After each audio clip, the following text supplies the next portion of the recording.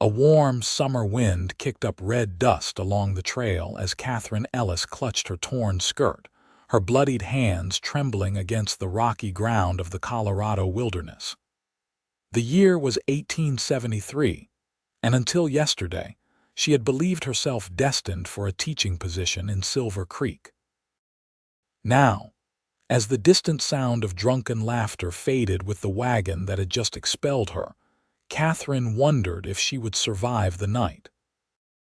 Her journey west had seemed the perfect escape from Philadelphia's suffocating society after her father's financial ruin, and subsequent death had left her with few prospects. The teaching position had promised independence, respectability, and distance from the whispers that followed her family's downfall. The stagecoach ride had been uneventful until its breakdown forced her to accept an offer of transport from 3 men driving a supply wagon. They had seemed decent enough at first. It wasn't until they pulled out a bottle of whiskey that afternoon that their true characters emerged.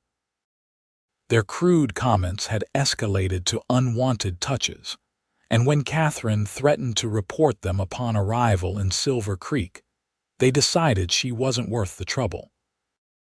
With night falling, they had pulled over, dragged her from the wagon, and tossed her to the ground along with her single valise, leaving her alone on the empty trail. Katherine tried to stand, wincing at the pain in her ankle.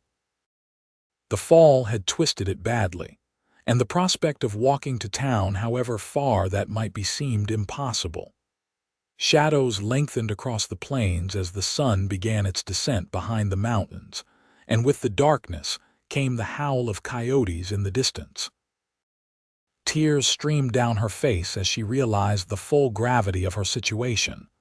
"Please," she whispered to the empty land around her, "someone help me."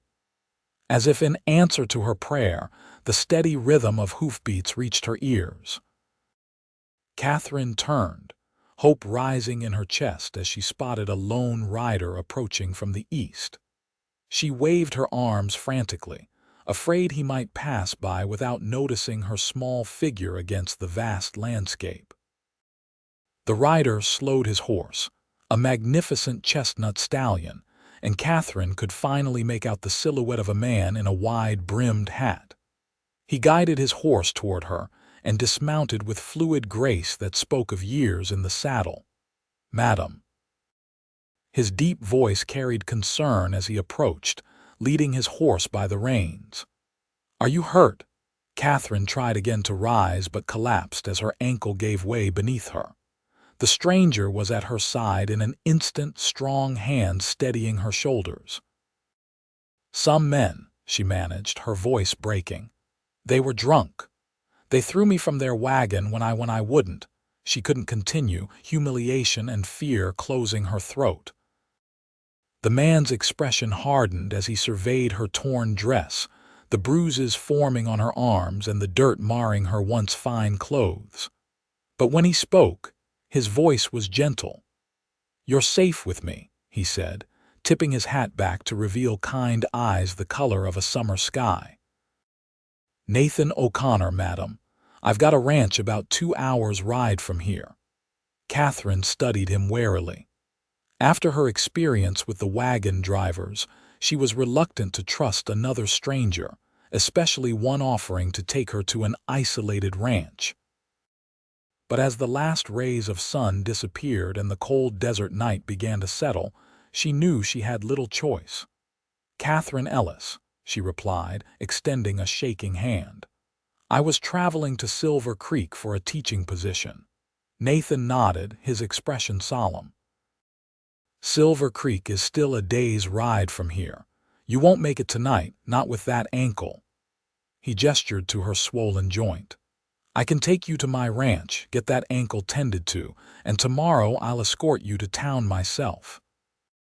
Katherine hesitated, weighing her options, which were, in truth, non-existent. "I give you my word as a gentleman, Miss Ellis. No harm will come to you under my protection." Something in his steady gaze convinced her. Perhaps it was desperation, Or perhaps it was the quiet dignity with which he held himself, but Katherine found herself nodding. "Thank you, Mr. O'Connor." With careful movements, Nathan helped Katherine to her feet, then retrieved her valise. "Can you stand on your own for a moment?" When she nodded, he adjusted his saddle and then, with surprising gentleness, lifted her onto his horse before mounting behind her. Katherine stiffened at the intimate proximity, but as his arms came around her to take the reins, she felt only security, not threat. "Lean back if you need to," he said, his breath warm against her ear. "It's a long ride." As they set off, Katherine felt the strength in his body behind her, steady and reassuring. Despite her fear and pain, exhaustion soon overtook her, and she found herself drifting in and out of consciousness, her head occasionally falling back against his shoulder. Nathan kept his horse at a steady pace, mindful of the woman in his arms. When he felt her slump against him, he tightened his hold to prevent her from falling. The rage that had filled him at the sight of her abandoned and injured by men who should have protected her simmered beneath his calm exterior. He had seen such cruelty before, during the war and in the years that followed as he built his ranch in this untamed territory. But something about this woman's quiet dignity in the face of her ordeal stirred a protectiveness in him he hadn't felt in years. Katherine awakened fully as they crested a hill, revealing a valley below. In the moonlight, she could make out a sprawling ranch house with several outbuildings nearby. Lamplight glowed from the windows and smoke curled from the chimney. "Circle Ranch," Nathan said, following her gaze. "Home." As they approached, an older man emerged from the barn, alerted by the sound of hooves. "Boss," he called. "Wasn't expecting you back tonight." "Change of plans, Samuel," Nathan replied, drawing his horse to a stop. "We have a guest. This is Miss Ellis. She's had some trouble on the road." Samuel's eyes widened slightly as he took in Katherine's disheveled appearance, but he quickly masked his surprise. "I'll stable your horse, sir. Mrs. Wilkins is still up at the house." Nathan dismounted and carefully helped Katherine down, supporting her weight as her injured ankle touched the ground. Without warning, he lifted her into his arms. "Mr. O'Connor," Katherine protested, embarrassed. "You can't walk on that ankle, Miss Ellis," he replied simply. "And Mrs. Wilkins would have my hide if I let you try." As they approached the house, the door swung open to reveal a stout woman with gray-streaked hair pulled into a tight bun. Her stern expression softened at the sight of Katherine. "Goodness gracious," she exclaimed. "What happened, Mrs. Wilkins?" "This is Miss Ellis," Nathan said as he carried Katherine over the threshold. "She was set upon by some unsavory characters on the Silver Creek Road. She needs tending." Mrs. Wilkins immediately took charge, directing Nathan to place Katherine on a settee in the parlor. "I'll heat water for a bath, poor dear, and let me see that ankle." Katherine winced as the housekeeper gently examined her injury, cleaning away the dirt to reveal the swollen, purpling flesh beneath. "A bad sprain, but not broken, I think," Mrs. Wilkins pronounced. "You're lucky Mr. O'Connor found you when he did, miss." Katherine glanced at Nathan, who stood by the fireplace, his hat in his hands. "Yes," she said softly. "I am, while Mrs. Wilkins bustled away to prepare a bath and bedroom. Nathan poured a small measure of whiskey and brought it to Katherine. "For the pain," he explained, noting her hesitation. "Just a little." Katherine accepted the glass, taking a small sip that burned down her throat. "Those men," she began, needing to explain. "They offered me a ride when the stagecoach broke down. They seemed respectable at first." Nathan's jaw tightened. "Do you know their names, or the company they worked for?" Katherine shook her head. "They said they were delivering supplies to Silver Creek. They never gave their names." She took another sip of whiskey. "I should have been more careful." "This wasn't your fault," Nathan said firmly. "Men like that, They're a disgrace." He hesitated, then added, "I'm headed to Silver Creek the day after tomorrow. I'll make inquiries, see if we can identify them." Before Katherine could respond, Mrs. Wilkins returned to announce that her bath was ready. With the housekeeper's assistance, Katherine hobbled to a bedroom at the back of the house, where a copper tub steamed invitingly. For the first time since her ordeal began, tears of relief rather than fear filled her eyes. "There now," Mrs. Wilkins said kindly, helping Katherine undress. "You're safe here. Mr. O'Connor runs a respectable household. You have nothing to fear under his roof." As Katherine sank into the warm water, letting it wash away the dirt and fear of the day, she wondered about the quiet rancher who had rescued her. There was a sadness in his eyes that spoke of old wounds, yet he had treated her with nothing but kindness and respect. Meanwhile, in his study, Nathan poured himself a measure of whiskey and stared into the amber liquid. The appearance of Katherine Ellis had stirred memories. He'd long tried to bury memories of another woman whose cries for help had gone unanswered. His sister, Emily, had fallen victim to similar brutality during the war, and he hadn't been there to protect her. That failure had driven him west, seeking redemption or perhaps just escape in the untamed frontier. Now, as he contemplated the woman sleeping under his roof, Nathan made a silent promise. This time, he would ensure justice was served. This time, he would protect her. The following morning, Katherine awoke in a comfortable bed, momentarily disoriented until memories of the previous day flooded back. Her ankle throbbed dully, but the rest she'd received had restored some of her strength. Mrs. Wilkins had laundered and mended her dress as best she could overnight, and it lay draped over a chair near the window. A gentle knock at the door preceded the housekeeper's entrance with a breakfast tray. "Good morning, Miss Ellis. I've brought you some food, and Mr. O'Connor asked me to tell you that he's delayed his trip to Silver Creek until you're well enough to travel." Katherine felt both relief and guilt at this news. "I don't wish to impose nonsense," Mrs. Wilkins interrupted. "The boss isn't one to leave someone in need, especially not a lady in your situation." She set down the tray and helped Katherine into a sitting position. "Now eat up. You'll need your strength. After breakfast, Mrs. Wilkins helped Katherine dress and supported her as she made her way to the parlor. The house, which she had only glimpsed in the darkness of the previous night, was surprisingly comfortable. Though the furnishings were simple, everything was clean and well-maintained, with touches that spoke of care: fresh wildflowers in a vase, polished wood surfaces, and handmade quilts draped over chairs. Nathan entered from outside, removing his hat as he stepped through the door. His face was tanned from years in the sun, with fine lines around his eyes that deepened when he smiled. "Miss Ellis," he greeted her, "I hope you slept well." "Better than I expected, thank you," Katherine replied. "Mr. O'Connor, I cannot express my gratitude enough for your kindness, but I must reach Silver Creek. The school term begins in less than a week, and I'm expected—" Nathan held up a hand. "I understand.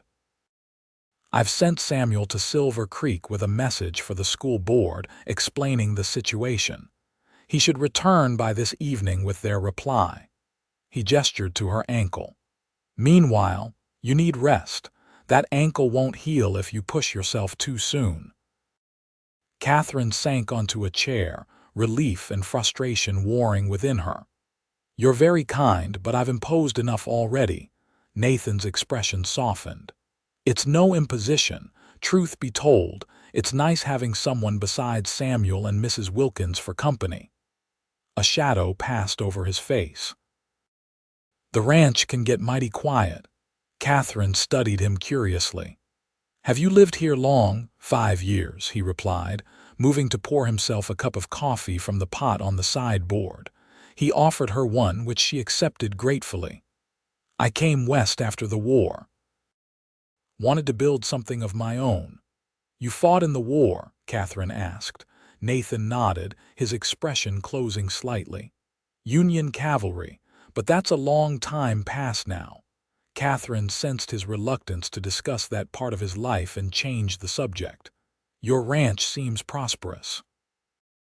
A genuine smile touched his lips. It's getting there. We've had good years and bad, but the herd is growing. I've got plans to expand, maybe bring in some better breeding stock next year. He paused. And you, teaching is your profession. Katherine's hands tightened around her coffee cup. Yes. I taught at a girls' school in Philadelphia before. She hesitated, unwilling to share the full extent of her family's downfall.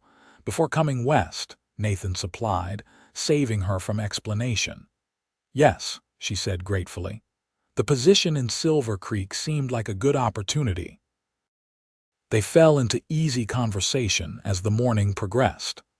Katherine was surprised to discover that Nathan was well-read, with a small but carefully curated library in his study. When she expressed interest, he invited her to borrow any books she liked during her stay. After lunch, Nathan excused himself to attend to ranch business, and Katherine found herself alone in the parlor. Despite her injury, she felt restless after a morning of sitting. Using a walking stick Mrs. Wilkins had provided, she made her way carefully to the porch, where a rocking chair offered a view of the ranch activities. The Circle O was larger than she had realized. From her vantage point, she could see several corrals where cowboys worked with horses, a large barn, and beyond that, pastures where cattle grazed. In the distance, mountains rose against the clear blue sky, their peaks still bearing traces of snow despite the summer heat. Katherine found herself captivated by the scene. Philadelphia, with its crowded streets and rigid society, seemed a world away. Here, there was a sense of possibility, of room to breathe that she hadn't experienced before. Her contemplation was interrupted by the arrival of a rider, a young man who couldn't be more than 20, with a shock of red hair visible beneath his hat. He dismounted and approached the porch, removing his hat when he spotted Katherine. "Madam," he greeted her respectfully. "You must be Miss Ellis. I'm Timothy, one of Mr. O'Connor's hands. Boss asked me to check if you needed anything while he's out with the herd." "That's very kind, but I'm quite comfortable, thank you," Katherine replied with a smile. Timothy nodded, seemingly relieved not to have additional duties. "Mr. O'Connor said you're a teacher." "Yes, in Silver Creek, or I will be once I arrive." The young man's face brightened. "That's fine news, madam. My little sister's there, Mary. She's 9 and smart as a whip, according to my ma. Maybe she'll be in your class." Katherine found herself genuinely smiling for the first time in days. "I look forward to meeting her." Timothy chatted a few moments longer before returning to his duties, leaving Katherine to her thoughts. The interaction had reminded her of why she'd chosen to come west in the first place, to start fresh, to make a difference in young lives. As afternoon turned to evening, Katherine became aware of a commotion at the edge of the property. Several riders were approaching, led by Nathan. Behind them, a wagon followed, and Katherine's heart began to pound as she recognized it as similar to the one from which she had been thrown. Nathan dismounted near the porch, his expression grim. "Miss Ellis," he said, approaching her, "I believe we've found the men who accosted you." Katherine gripped her walking stick tightly, fear mingling with anger as 3 men were led from the wagon, their hands bound. One had a swollen eye and all looked worse for wear. "These the ones?" Nathan asked quietly. Katherine nodded, unable to speak as memories of their cruelty rushed back. Nathan's jaw tightened. Samuel returned from town with news that these men had been boasting at the saloon about tossing a fancy Eastern lady from their wagon when she wouldn't cooperate. The sheriff's on his way, but I thought you might want to see them caught." "How did you find them so quickly?" Katherine asked, her voice barely above a whisper. Samuel recognized the description of their wagon. They deliver supplies to ranches in the area, when he heard them bragging. Nathan's eyes darkened. Well, he knew who they were talking about. One of the men looked up, his bloodshot eyes widening in recognition when he saw Katherine. "You," he spat. Stuck up Eastern before he could finish, Nathan's fist connected with his jaw, sending him sprawling.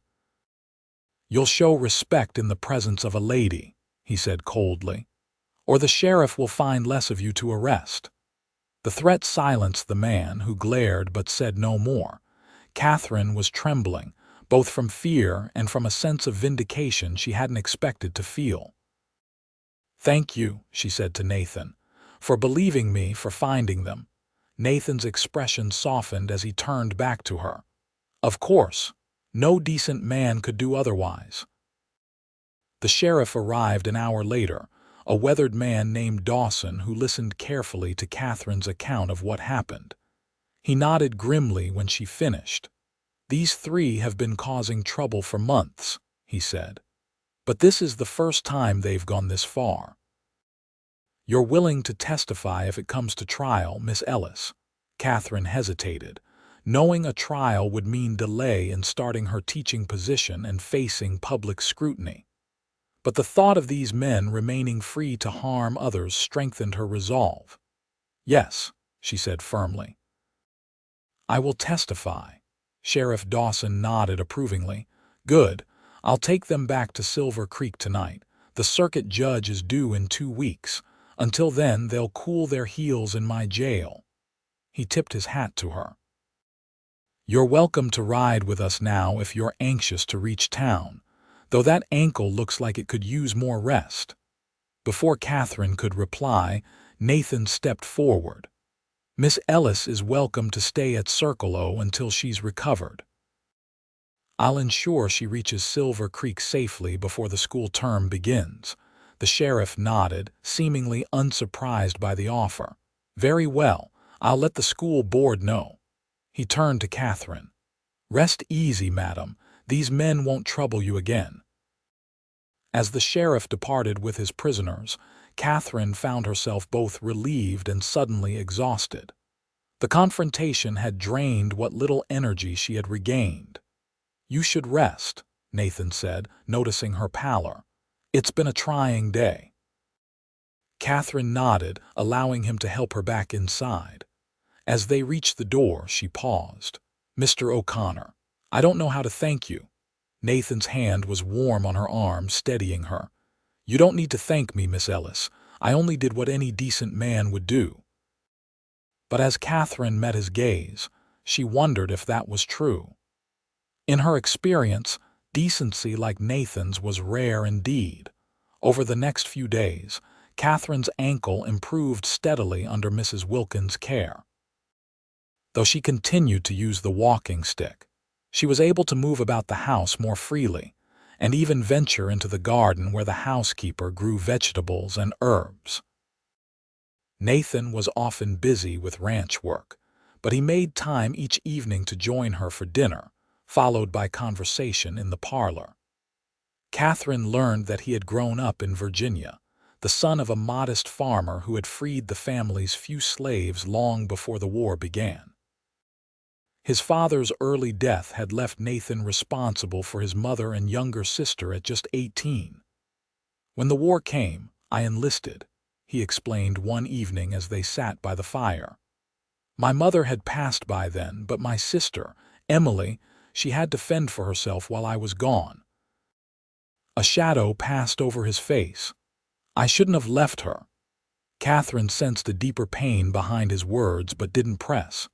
Instead, she shared stories of her own family, her father's work as a banker, her mother's death when she was 12, and the happiness she had found in teaching.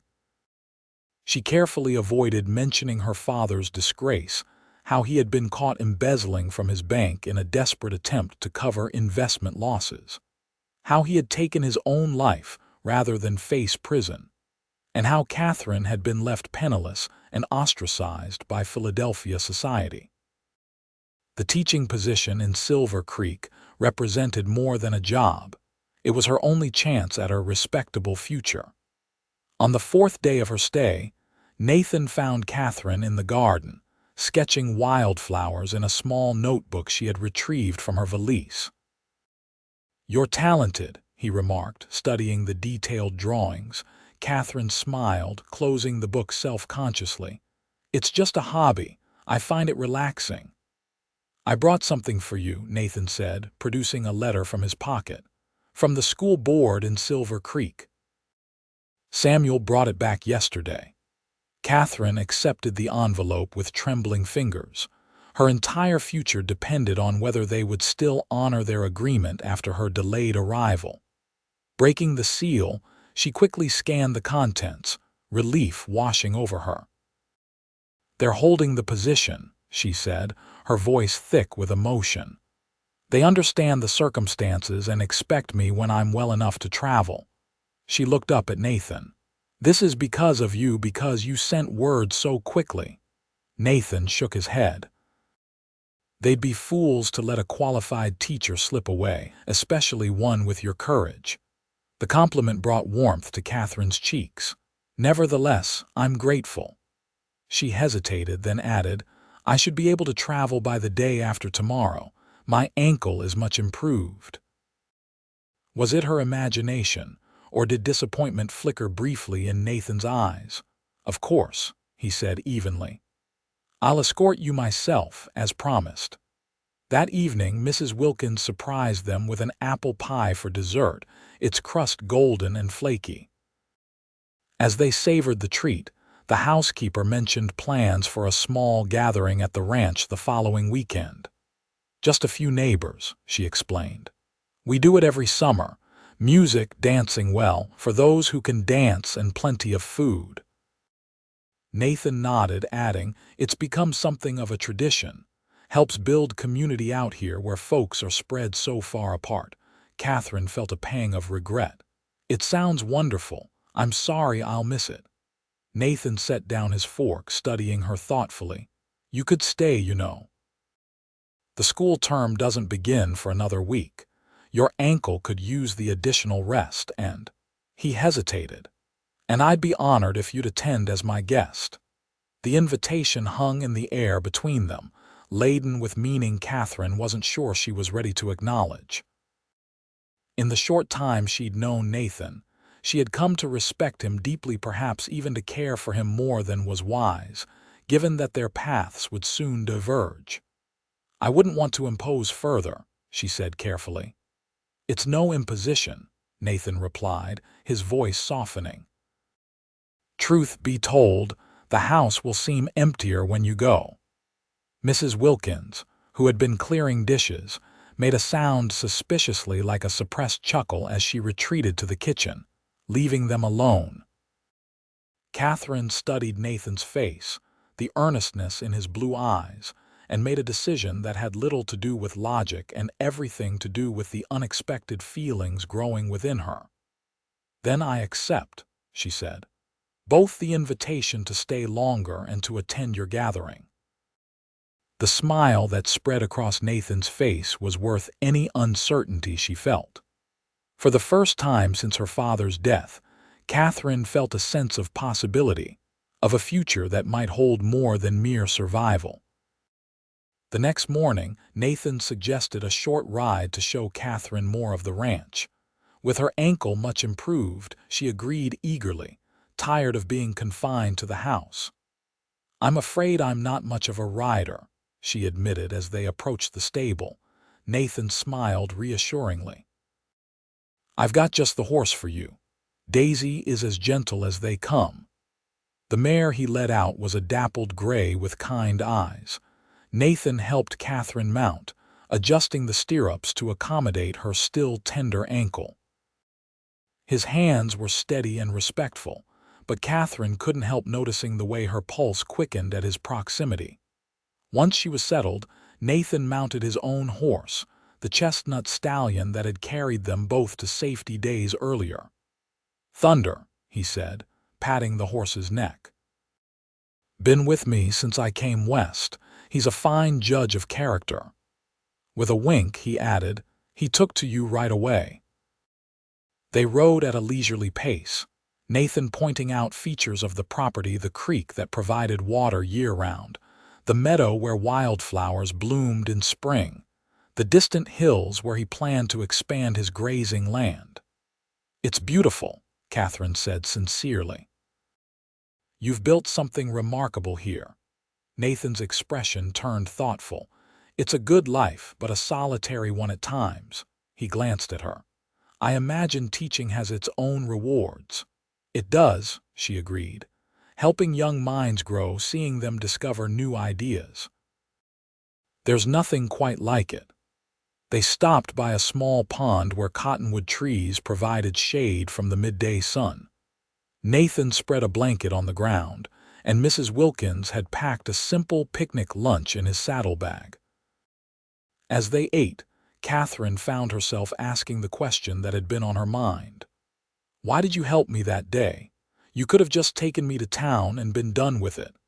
Nathan was silent for a moment, breaking a piece of bread in his strong hands.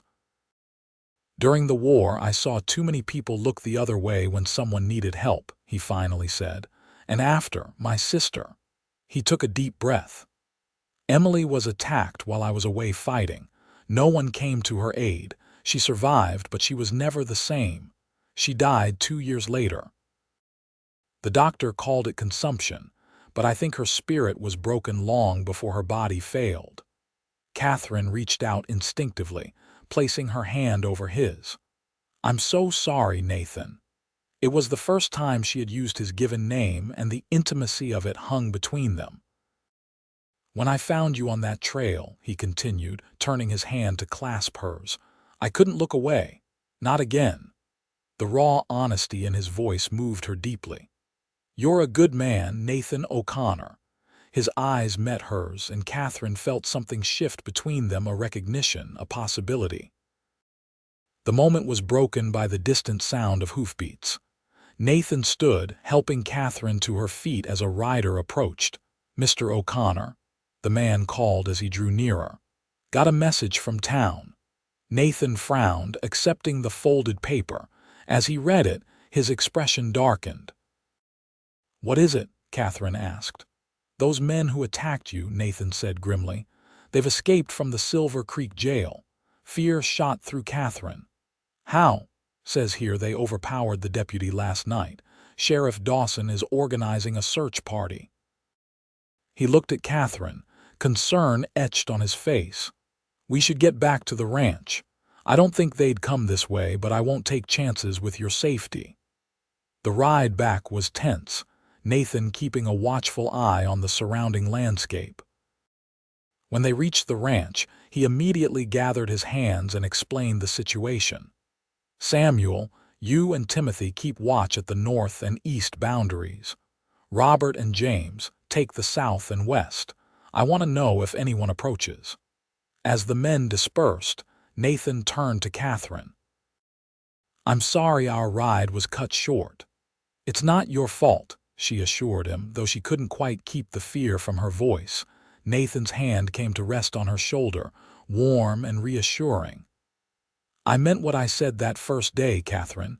You're safe with me. I won't let anyone hurt you." The conviction in his voice steadied her, and Katherine found herself believing him completely. That evening, dinner was a quiet affair. Nathan was preoccupied, frequently glancing out the windows as darkness fell. After they finished eating, he excused himself to check the perimeter once more, leaving Katherine with Mrs. Wilkins. "He's worried about you," the housekeeper said matter-of-factly as she cleared the dishes. Katherine sighed. "I've brought trouble to his doorstep." Mrs. Wilkins shook her head firmly. "Don't you think that way. Those men are the trouble, not you."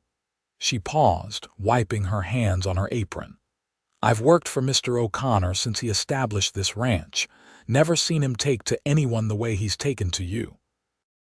Before Katherine could respond to this startling observation, the door opened and Nathan returned, bringing with him the cool night air. "All quiet," he reported. Sheriff Dawson sent word they've tracked those men heading south away from here. Still, I've posted guards for the night. Relief washed over Katherine. Thank you. Later, as Katherine prepared for bed, she heard a soft knock at her door. Opening it, she found Nathan standing in the hallway, a pistol in his hand. I thought you might feel safer with this, he said, offering her the weapon. It's loaded. Do you know how to use it? Katherine accepted the gun, its weight unfamiliar and slightly frightening. No, I'm afraid not. Nathan hesitated, then said, May I come in, just to show you the basics? After a moment's consideration, Katherine nodded, opening the door wider.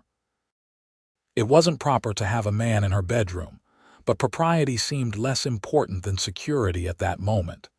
Nathan kept a respectful distance, as he demonstrated how to hold the pistol, how to aim, and most importantly, how to ensure the safety was engaged when not in use. I don't expect you'll need it, he said, placing the gun on the bedside table, but just in case. As he turned to leave, Katherine caught his arm. Nathan, thank you, not just for this, but for everything. In the lamplight, his eyes were impossibly blue. For a heartbeat, Katherine thought he might kiss her and was startled to realize how much she wanted him to. Instead, Nathan gently covered her hand with his. Try to get some rest. I'll be nearby if you need anything. After he left, Katherine sat on the edge of her bed, her emotions in turmoil. In less than a week, this man had become important to her in ways she hadn't anticipated. The thought of leaving for Silver Creek filled her with a strange reluctance that had nothing to do with fear of the escaped prisoners and everything to do with the quiet rancher who had rescued her. Katherine slept fitfully that night, waking at every sound. Near dawn, she was startled fully awake by the distant crack of a gunshot. Grabbing the pistol Nathan had left her, she rushed to the window. In the gray light of early morning, she could make out figures moving near the barn. One was unmistakably Nathan, his tall form easy to recognize even at a distance. He was confronting two men, while several of his ranch hands approached from different directions. Heart pounding, Katherine pulled on her robe and hurried from the room, pistol in hand. Mrs. Wilkins intercepted her in the hallway. Stay inside, miss, the housekeeper urged. Mr. O'Connor can handle this. But Katherine moved past her to the front door, driven by a need to know what was happening. From the porch, she could see the confrontation more clearly. Two of the men who had attacked her, the leader and one of his companions, were on horseback, facing Nathan, who stood his ground, rifle raised. You've got no business here, Wagner, Nathan was saying, his voice carrying in the still morning air. The sheriff's already on your trail. The man called Wagner sneered. We've got unfinished business with that teacher. She cost us our jobs and nearly got us hanged. Your own actions did that, Nathan replied coldly. Now ride out, or I'll finish what the sheriff started. Wagner's hand moved toward his holster, but before he could draw, one of Nathan's men fired a warning shot into the air. By now, the escapees were surrounded by ranch hands, all armed and ready. Seeing they were outnumbered, Wagner spat on the ground. This ain't over, he threatened, but he and his companion slowly backed their horses away. Nathan kept his rifle trained on them until they disappeared from view, then turned toward the house. When he saw Katherine on the porch, a mix of relief and concern crossed his face. They're gone, he said as he approached. For now, Katherine's hands were shaking so badly she could barely hold the pistol. Nathan gently took it from her. You're safe, he assured her. I've sent Robert to alert Sheriff Dawson. He'll catch them. Katherine nodded, but couldn't stop the trembling that had overtaken her body. Nathan hesitated only briefly before drawing her into his arms. She went willingly, burying her face against his chest as delayed fear washed through her. I've got you, he murmured against her hair. I've got you. They stood like that, his strong arms around her, until Catherine's trembling subsided. When she finally pulled away, it was with reluctance. "I'm sorry," she said, embarrassed by her display of weakness. "I heard the shot and I was afraid." "Don't apologize," Nathan interrupted gently. "Anyone would be frightened." Mrs. Wilkins appeared at the door. "I've put coffee on," she announced, "and breakfast will be ready shortly. You both look like you could use it." The normalcy of the housekeeper's words broke the tension, and Katherine found herself smiling despite the lingering fear. "Coffee sounds wonderful," she agreed. As they turned to enter the house, Nathan's hand came to rest lightly on the small of Catherine's back, a protective gesture that felt both reassuring and thrillingly intimate. By mid-morning, word arrived that Sheriff Dawson had apprehended Wagner and his companion just 10 miles south of Circle O Ranch. The third escapee had been caught the previous evening. "They'll face additional charges now," Nathan explained as he read the sheriff's message. "Escape threatening a woman. They'll be in prison for years." Relief washed over Katherine. "So it's over." "It's over," Nathan confirmed. "You're safe to travel to Silver Creek whenever you're ready." The conversation they had been avoiding could no longer be postponed. Catherine's ankle had healed enough for travel. The men who threatened her had been captured, and her teaching position awaited. There was no logical reason to remain at Circle O Ranch, none, except the growing feeling she had for its owner. "I suppose I should leave tomorrow," she said carefully, watching Nathan's face. "The school term begins in 3 days. Something flickered in his eyes: disappointment, resignation. "Of course, I'll take you myself as promised." "And the gathering this weekend?" Katherine asked. "I did promise to attend." A smile touched Nathan's lips. "It wouldn't be the same without you." The admission, small as it was, gave Katherine courage. "Then perhaps I could travel to Silver Creek, make arrangements for my lodgings and position, and return for the gathering." Hope brightened Nathan's expression. "You'd be welcome. More than welcome." They spent the remainder of the day in a strange limbo, Katherine packing her few belongings, Nathan attending to ranch business, both of them acutely aware that their time together was drawing to a close. That evening, after dinner, Nathan invited Katherine to join him on the porch. The night was clear, stars scattered across the vast sky like diamonds on black velvet. "It's beautiful," Katherine breathed, tipping her head back to take in the view. "One of the reasons I chose this place," Nathan said quietly. "The sky seems endless out here." They stood in comfortable silence for a few moments before Nathan spoke again. "Katherine, he began, then hesitated. "These past days, having you here, it's made me realize how solitary my life has been." Katherine turned to face him, her heart beating faster. "Nathan, please let me finish," he said gently. "I know you have a position waiting in Silver Creek, a life you've planned. I wouldn't ask you to give that up, but perhaps there might be a way for us to continue to know each other." The careful way he phrased it, respecting her independence and choices, touched Katherine deeply. "I'd like that," she said softly. "Very much." Nathan's hand found hers in the darkness, his fingers warm and strong as they entwined with hers. "I don't know what the future holds," he admitted, "but I know I'd like you to be part of mine in whatever way you're comfortable with."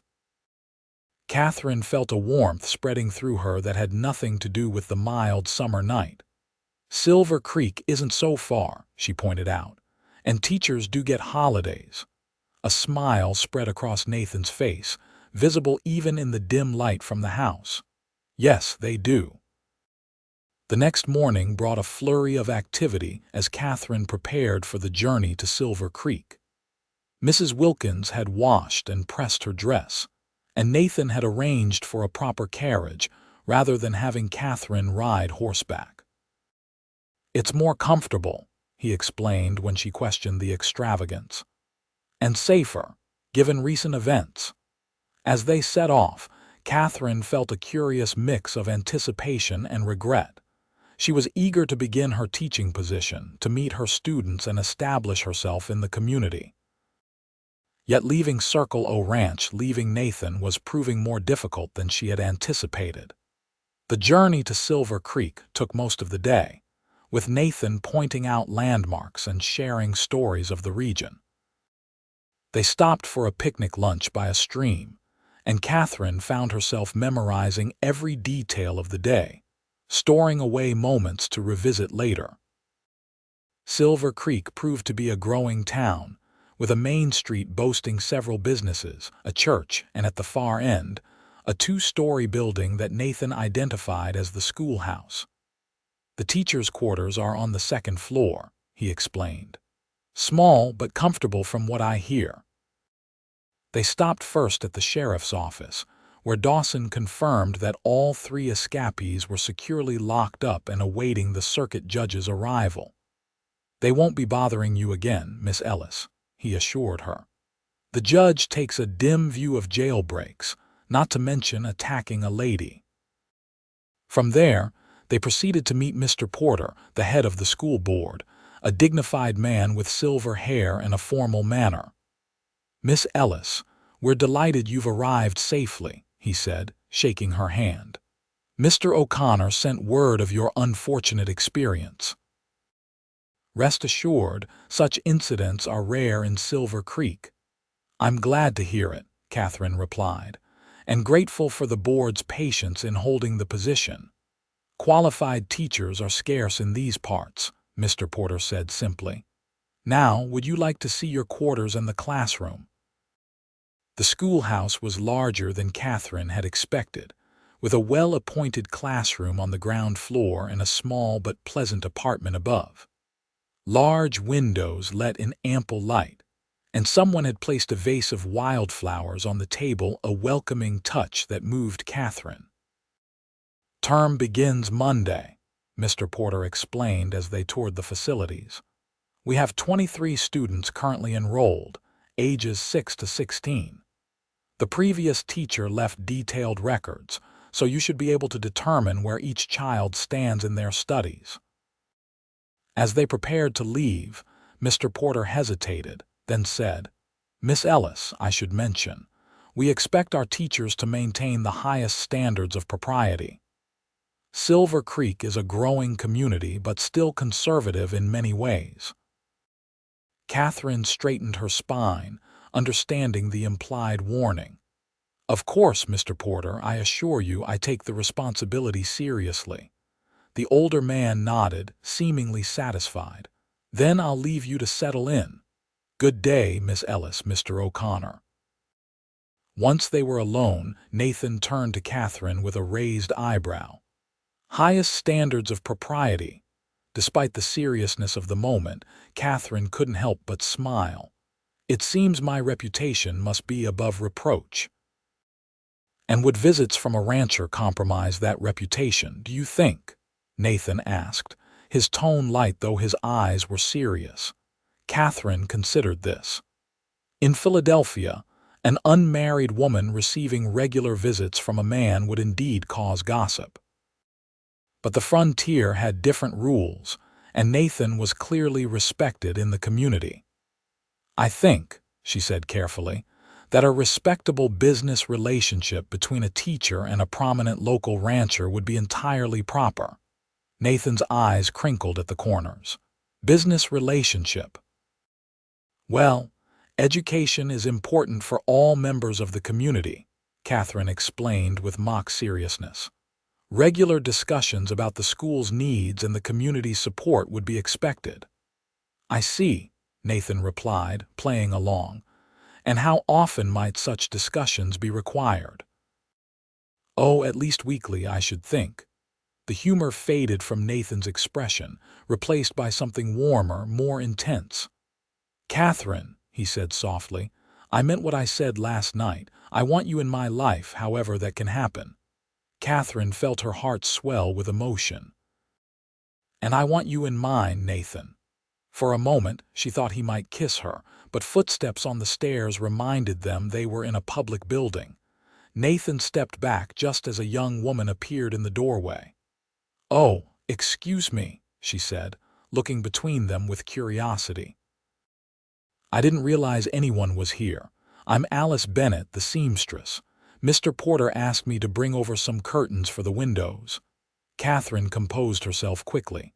"How kind. I'm Katherine Ellis, the new teacher."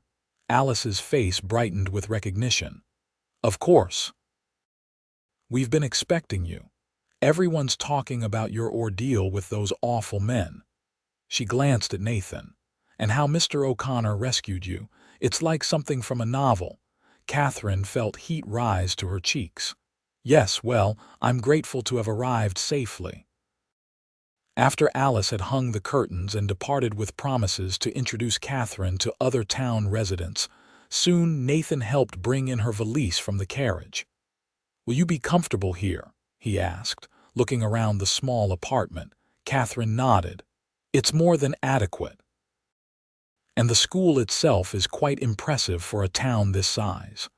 A silence fell between them, heavy with unspoken feelings and the knowledge that Nathan would soon depart. "You'll return for the gathering?" he finally asked. "Saturday afternoon." "I promised I would," Katherine replied. "And I keep my promises." Relief flickered across Nathan's face. "I'll send the carriage for you around noon." As they stood at the doorway, Katherine suddenly found it difficult to say goodbye, even for a few days. Nathan seemed equally reluctant to leave. "Thank you," she said finally. "For everything." Nathan reached out, taking her hand in his. "Until Saturday, Katherine." He raised her hand to his lips, pressing a gentle kiss to her knuckles, a gesture at once formal and deeply intimate. Then, with a tip of his hat, he was gone, leaving Katherine standing in the doorway of her new home, already counting the hours until she would see him again. The next 3 days passed in a blur of activity as Katherine prepared for the start of the school term. She reviewed the previous teacher's notes, organized the classroom, and introduced herself to parents and students she encountered in town. Word of her ordeal had indeed spread, and she found herself the object of both sympathy and curiosity. Alice Bennett proved a godsend, introducing Katherine to other young women in the community and helping her navigate the social landscape of Silver Creek.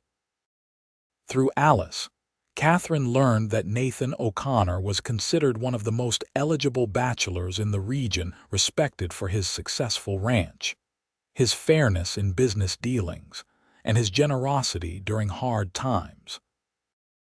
"Half the unmarried women in the county have set their caps for him," Alice confided over tea, "but he's never shown particular interest in any of them." With a knowing smile, she added, "Until now, perhaps." Katherine attempted to deflect, but Alice's knowing look suggested her efforts were in vain. "It's nothing to be embarrassed about," the seamstress assured her. "Mr. O'Connor is a fine man, and the two of you have a connection. Anyone can see that." By Saturday morning, Katherine was both nervous and eager for Nathan's carriage to arrive. She had worn her best dress, a blue cotton that Alice had quickly altered to better fit her slender frame, and had arranged her hair in a style that was both neat and flattering.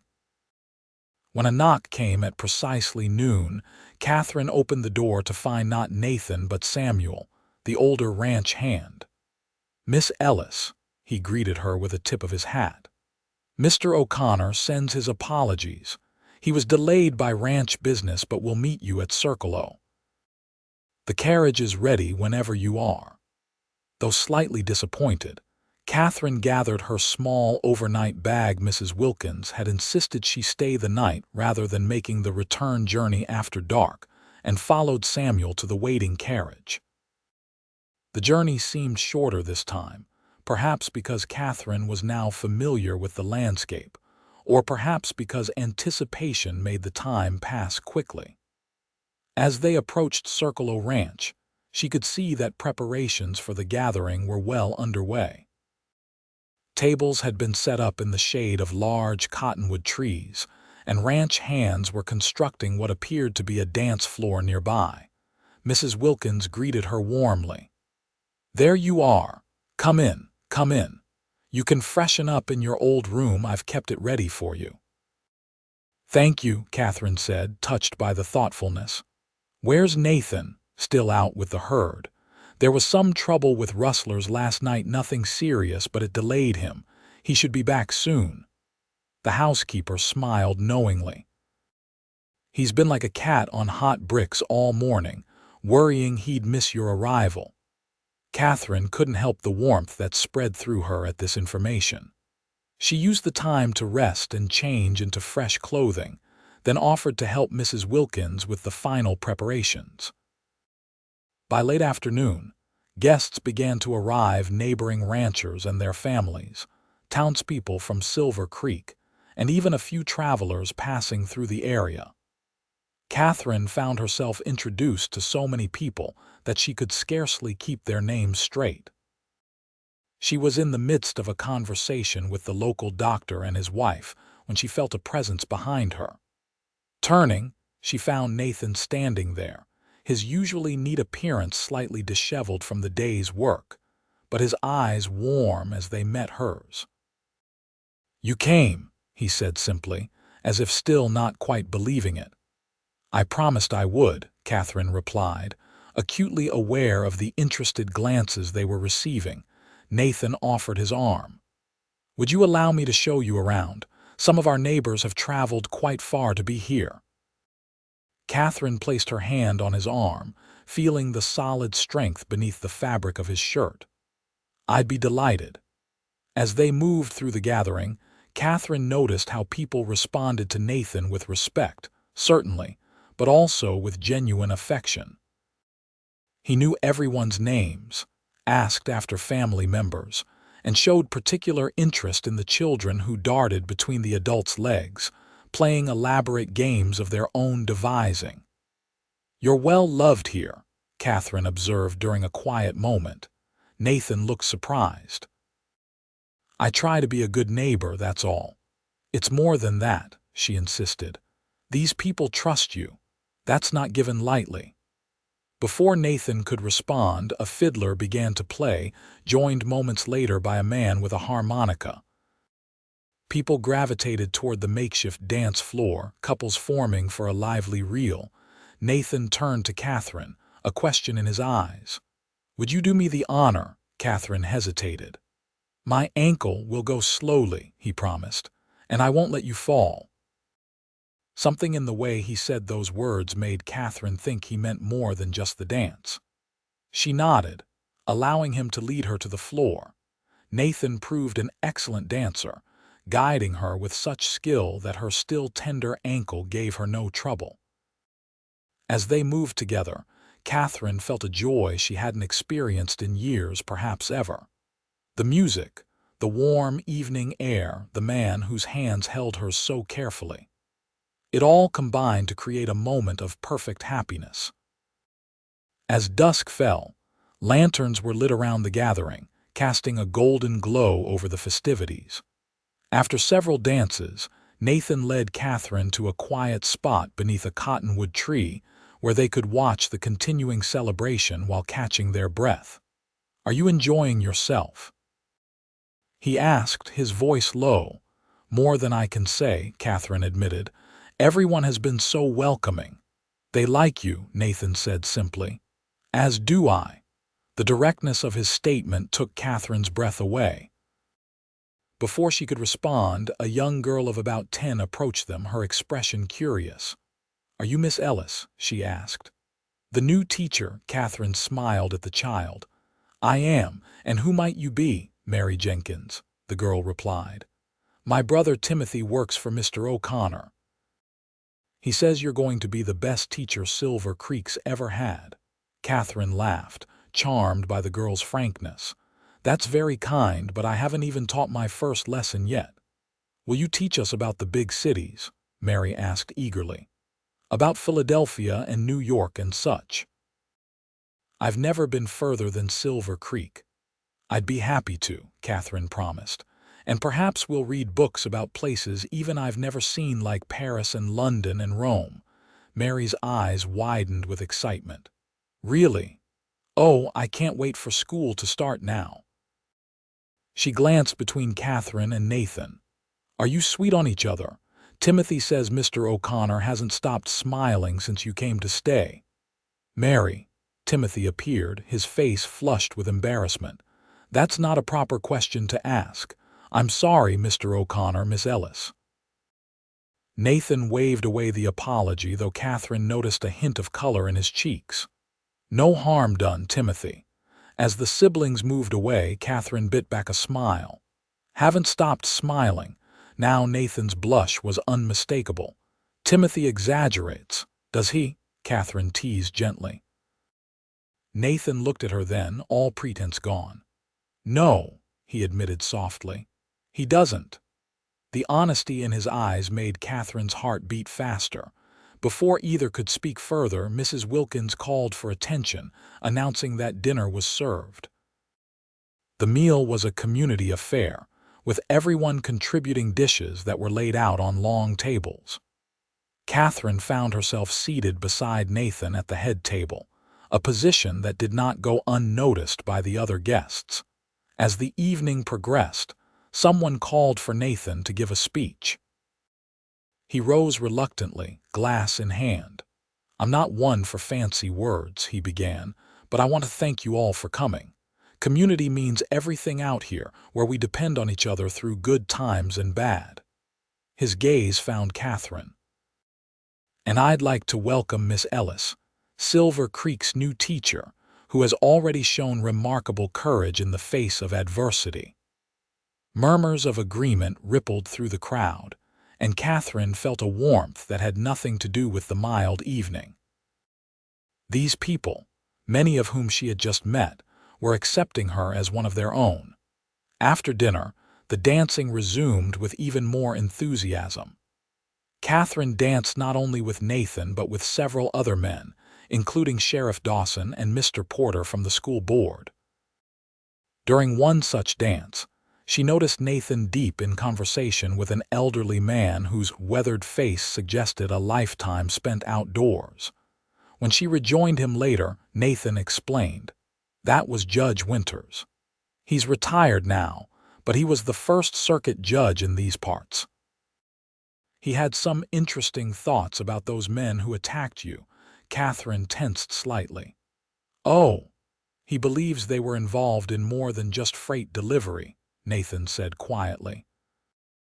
"There have been reports of stolen goods moving along the same route they traveled, and the judge thinks they might have been using their legitimate business as cover for smuggling. That would explain why they were so angry when I threatened to report them," Katherine mused. "They had more to lose than just their jobs." Nathan nodded. "The sheriff is looking into it. It could lead to additional charges when they face trial." As the evening wore on, some guests began to depart, especially those with young children or long journeys home. By midnight, only a few remained, gathered around a bonfire where someone was telling elaborate tales of his adventures prospecting for gold. Nathan touched Katherine's arm gently. "Walk with me." They slipped away from the gathering, following a path that led toward the creek. The night was clear, stars brilliant overhead, and a full moon cast enough light to see by. "Thank you for coming today," Nathan said as they walked. "It meant a great deal to me." "I wouldn't have missed it," Katherine replied truthfully. "I've never experienced anything quite like it." They reached the creek, where a small wooden bench had been placed beneath a weeping willow. Nathan gestured for Katherine to sit, then joined her, careful to maintain a respectful distance. "Katherine," he began, his voice serious, "these past days, having you here, it's made me realize what's been missing from my life." He turned to face her fully. "I know we've known each other only a short time, and I know you have your teaching position to consider, but I find myself. That is, I've developed feelings for you that go beyond friendship." Catherine's heart seemed to stop, then race ahead. "Nathan, please let me finish," he said gently. "I'm not asking for any promises. I just want you to know that my door will always be open to you and that I hope to court you properly if you're willing." Court her. The old-fashioned phrase touched Katherine deeply. In Philadelphia, courtship was often a calculated affair, with social standing and financial considerations outweighing matters of the heart. But here, with this honest man beneath the star-filled sky, it seemed the most natural thing in the world. "I would like that very much," she said softly. Nathan's face broke into a smile that took her breath away. Slowly, giving her every chance to pull away, he leaned forward and kissed her. It was a gentle kiss, respectful but filled with promise. Katherine felt as though every moment of her life, even the painful ones, had been leading her to this place, this man, this perfect moment of connection. When they finally drew apart, Nathan's eyes were filled with wonder. "I never expected to find you," he admitted. "After Emily died, I came west to escape. Built the ranch to keep busy. Never thought I'd want more than that." Katherine reached up to touch his face, her fingers tracing the line of his jaw. "And now I want everything," he said simply. "A future with you." They returned to the gathering hand in hand, a simple gesture that spoke volumes to those still present. Mrs. Wilkins caught Katherine's eye and gave an approving nod that made her blush. The remaining guests departed soon after, leaving only the ranch household. As Nathan walked Katherine to her room, he kissed her once more, briefly but with feeling. "Good night, Katherine," he said. "Sleep well." "Good night, Nathan." Inside her room, Katherine touched her lips, still feeling the warmth of his kiss. Her life had changed so dramatically in just over a week. From terror on a lonely road to finding a community and a man who made her feel truly at home for the first time in years. Tomorrow, she would return to Silver Creek to prepare for the start of the school term. She would teach her students, fulfill her contract, and build a life in the frontier town. But she would also have Nathan, visiting her in town, welcoming her to Circle O on weekends and holidays. And perhaps, someday, this place could be her permanent home. The thought brought a smile to Katherine's face as she drifted off to sleep. The school term began on Monday with all 23 students present and eager to meet their new teacher. Katherine found herself immediately busy assessing each child's level of education and developing plans to move them forward. The older children helped with the younger ones, a practice Katherine encouraged, finding that it benefited both groups. True to his word, Nathan visited Silver Creek regularly. Sometimes his visits coincided with ranch business, but often he came solely to see Katherine. They would walk together along the creek that gave the town its name, or share meals at the small hotel dining room. On Sundays after church, they frequently joined other couples and families for community picnics. Katherine found herself embraced by the town in a way she had never experienced in Philadelphia. Here, her worth was measured by her dedication to her students and her character, not by her family name or social connections. When the story of her rescue by Nathan became common knowledge, it seemed to endear her further to the townspeople, rather than causing the kind of scandal such an incident might have provoked back east. As autumn approached, bringing cooler temperatures and golden light to the landscape, Nathan's visits became more frequent. Katherine began spending most weekends at Circle O Ranch, with Mrs. Wilkins serving as a proper chaperone to maintain propriety. It was during one such weekend, as they rode together across the ranch, that Nathan brought his horse to a stop atop a small rise overlooking a meadow. "What do you think of this spot?" he asked, gesturing to the land below. Katherine surveyed the area. A small creek ran along one edge of the meadow, and cottonwood trees provided natural shade. "It's beautiful," she said honestly. "Why do you ask?" Nathan seemed suddenly nervous, running his hand along his horse's neck. "I've been thinking about building a proper house," he explained. "The ranch house has served its purpose, but it was never meant to be permanent." "Oh," Katherine prompted when he fell silent. "I thought perhaps. That is, if things continue between us as they have been." Nathan took a deep breath, then met her eyes directly. "Katherine, I'm in love with you. I think I have been since the moment I found you on that trail. I know it's only been 3 months, but I can't imagine my life without you in it." Katherine's heart soared at his words. "Nathan, you don't have to answer now," he hurried on. "I know you're committed to teaching, and I would never ask you to give that up. But perhaps when the school year ends, understanding dawned. You're asking me to marry you," Nathan nodded, his expression vulnerable. "I am. Not right away if you're not ready, but someday. And when we do, I want us to have a proper home, one we build together." Tears filled Katherine's eyes. "Yes," she said simply. "Yes," Nathan repeated, as if not quite believing. Katherine laughed, joy bubbling up inside her. "Yes, I'll marry you, Nathan O'Connor." In a moment, he had dismounted and was helping her down from her horse. As her feet touched the ground, Nathan pulled her into his arms, kissing her with a passion that left her breathless. "I love you," she whispered against his lips. "I never thought I could be this happy." They stayed in the meadow for some time, planning their future together. Katherine would finish the school year, fulfilling her commitment to the children and the town. Then, in the summer, they would marry and begin construction on their new home. "What about your teaching?" Nathan asked.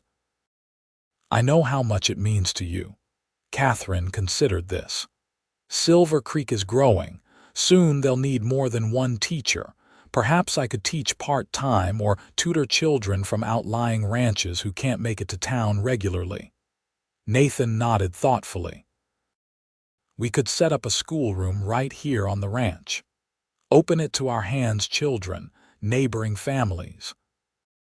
The fact that he was thinking of ways to help her continue her vocation rather than expecting her to abandon it entirely confirmed what Katherine already knew: she had found a true partner in Nathan.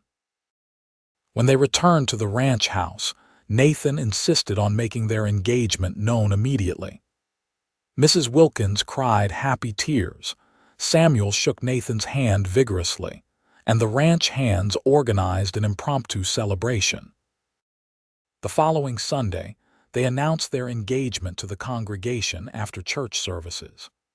The news was met with congratulations and a few knowing smiles from those who had observed their courtship with interest. Alice Bennett immediately volunteered to make Katherine's wedding dress. "It will be my gift to you," she insisted. "After all, I feel I had a hand in bringing you two together." Katherine raised an eyebrow. "How so?" "Why, by telling you all about Nathan's eligible bachelor status when you first arrived," Alice laughed. "And by altering that blue dress you wore to his gathering. Did you notice how he couldn't take his eyes off you?" The winter months passed in a flurry of activity. Katherine threw herself into teaching, determined to give her students her best effort. Nathan began preparations for expanding the ranch operations and made plans for their new home, consulting Katherine on every detail. In February, a letter arrived from Philadelphia, a response to one Katherine had sent months earlier, informing her few remaining friends of her new life and upcoming marriage. The reply came from Margaret Thornton, once Katherine's closest friend before her father's disgrace had caused many to distance themselves. "She's coming for the wedding," Katherine told Nathan one evening as they sat by the fire in his study. "Margaret was the only one who stood by me after what happened with my father." Nathan took her hand, his thumb tracing gentle circles on her palm. "You've never told me the full story," he said quietly. I didn't want to pry, but I've always sensed there was more to your decision to come west than simply seeking a teaching position." Katherine was silent for a long moment. She had kept the truth hidden, fearing that the scandal that had destroyed her life in Philadelphia might follow her west. But Nathan deserved to know, especially before they married. "My father was a banker," she began slowly. "Respected, successful, or so everyone thought. 2 years ago, it was discovered that he had been embezzling funds to cover losses from bad investments. When he was found out, he took his own life rather than face the consequences."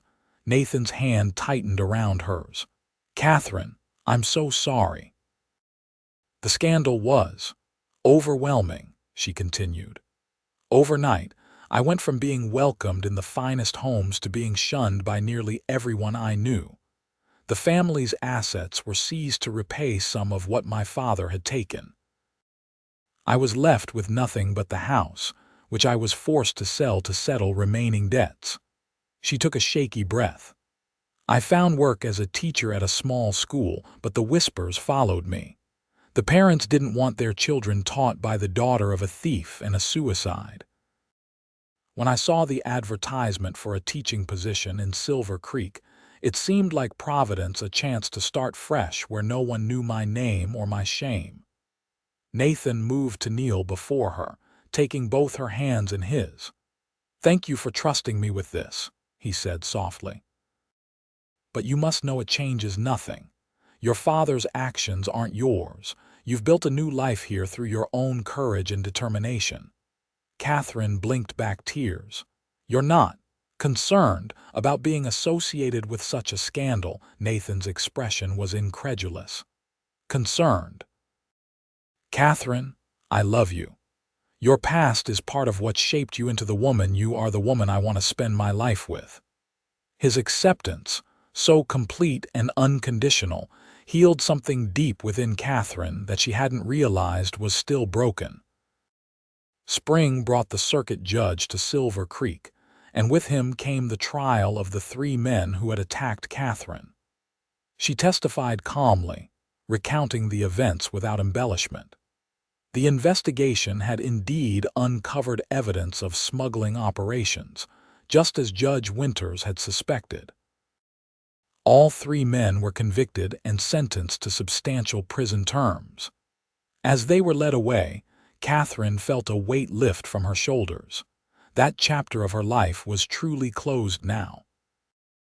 As the school year drew to a close, Katherine found herself increasingly excited about the upcoming changes in her life. The foundation for their new home had been laid, and the framework was beginning to rise against the sky. Nathan had commissioned furniture from a skilled carpenter in Denver, including a desk for Katherine's planned schoolroom. Margaret Thornton arrived from Philadelphia 2 weeks before the wedding, full of excitement to see her friend and meet the man who had captured her heart. "He's even more handsome than you described in your letters," Margaret whispered after being introduced to Nathan. "And the way he looks at you, Katherine, it's clear he adores you."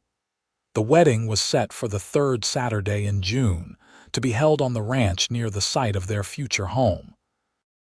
Katherine had worried that Nathan might prefer a simple ceremony with just a few witnesses, but he had surprised her by embracing the idea of a larger celebration. "This is a new beginning for both of us," he had explained. "I want everyone to witness our happiness." The day dawned clear and warm, with a gentle breeze that carried the scent of wildflowers. Alice Bennet had outdone herself with Katherine's dress, a creation of ivory silk, with delicate lace trim that made Katherine feel more beautiful than she had ever believed possible. Mrs. Wilkins helped her dress, tears shining in the older woman's eyes. "You look absolutely radiant, my dear," she said, adjusting Katherine's veil. "Mr. O'Connor won't know what hit him." A knock at the door heralded Margaret's arrival. "It's time," she announced, her own eyes suspiciously bright. "Everyone's assembled, and Nathan is waiting with the minister." Katherine took a deep breath. sudden nerves fluttering in her stomach. Not doubt, never doubt, but the overwhelming realization that her life was about to change forever, in the most wonderful way. The ceremony was held beneath an arch of wildflowers and greenery, with guests seated on benches brought from the ranch house in town. As Katherine walked toward Nathan, escorted by Sheriff Dawson, who had graciously agreed to give her away, she was struck by the journey that had brought her to this moment. From terror on a lonely road to this day of joy and promise, all because one man had stopped to help a stranger in need. Nathan's eyes never left her face as she approached, his expression a mixture of awe and love that brought tears to Katherine's eyes. When the minister asked who gave this woman in marriage, Sheriff Dawson responded clearly, "She gives herself, with the blessing of her friends and community." The vows were simple but heartfelt. Katherine and Nathan had written their own promises to each other, speaking of love, partnership, and building a future together. When they were pronounced husband and wife, the gathered community erupted in cheers and applause. The celebration that followed lasted well into the night, with music, dancing, and enough food to feed twice their number. As darkness fell, lanterns were lit around the property, casting a golden glow over the festivities. Near midnight, Nathan found Katherine sitting for a moment of rest, watching the continuing celebration with contentment. "Mrs. O'Connor," he said, offering his hand. "May I have this dance?" Katherine smiled up at her husband, still marveling at the sound of her new name. "You may, Mr. O'Connor." As they moved together beneath the stars, Nathan pulled her close.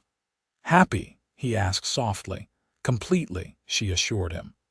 "Are you?" Nathan's answer was a kiss that spoke more eloquently than words, a promise of the life they would build together. Later, as they prepared to leave for the small cabin Nathan had prepared for their wedding night, Katherine found herself surrounded by the women of Silver Creek and Circle Ranch, offering good wishes and some advice that made her blush. "Be happy, child," Mrs. Wilkins said, embracing her warmly. "You deserve it, both of you." Nathan waited by the carriage, having endured his own round of congratulations and good-natured teasing from the men. When Katherine joined him, he helped her up, then climbed in beside her. As they drove away from the lights and sounds of the celebration, Katherine leaned against her husband's shoulder. "I never thought I would find this kind of happiness," she admitted. "After everything that happened in Philadelphia, I believed that part of my life was over." Nathan's arm tightened around her. "Sometimes the worst moments of our lives lead us to the best," he said thoughtfully. "If those men hadn't treated you so terribly, we might never have met." Katherine considered this. "I'm not sure I can be grateful for what they did," she said honestly. "But I am grateful for what came after, for you stopping on that road, for saying those words that gave me hope when I needed it most." Nathan turned to look at her, his expression serious in the moonlight. "What words?" "You're safe with me," Katherine quoted softly, "and I have been ever since." Nathan kissed her then, a kiss that held all the promise of their future together. When he pulled back, his smile was tender. "Always, Katherine, always." In the years that followed, Circle Ranch flourished under their joint care. Their new home was completed before the first snowfall of their marriage, a spacious dwelling that combined beauty and practicality in equal measure.